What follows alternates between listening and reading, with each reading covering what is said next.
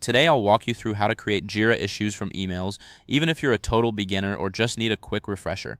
By the end of this guide, you'll know exactly how to streamline your workflow so you can efficiently manage tasks directly from your inbox. Let's get started by opening your Jira dashboard. This is your command center for all things project management, so take a moment to familiarize yourself with the layout if you're new here. Next, navigate to the settings by clicking on the gear icon and then select System. This is where you'll find various configurations to customize your Jira experience. Don't worry if your dashboard looks slightly different. The core functionality remains the same. Once you're in the system settings, look for incoming mail in the left sidebar.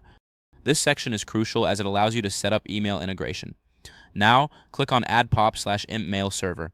Here you'll enter your email provider details, including the host, port, protocol like IMAP, your username, and either your password or app password. This step is similar to setting up a new email account on your phone. Just ensure you have the correct details handy. After entering your information, click Test Connection to ensure Jira can log in successfully. If everything checks out, go ahead and save your settings. On the same incoming mail page, under Inbound Mail Handlers, click Add Incoming Mail Handler. This is where the magic happens, as it allows Jira to process incoming emails into actionable items. Choose a name for your handler, such as Support Email Handler, and select the mail server you added in the previous step. This is like giving your handler a title so you can easily identify its purpose later.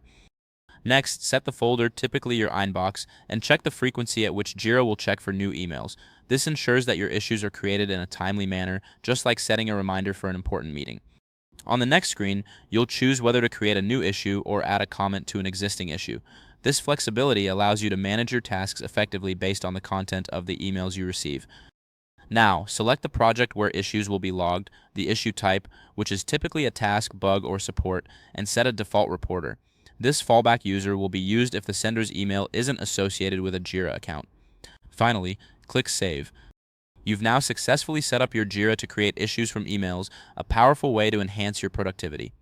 If this helped you out, please give the video a thumbs up. If you run into any issues, leave a comment below. Subscribe for more actionable guides. Thanks for watching.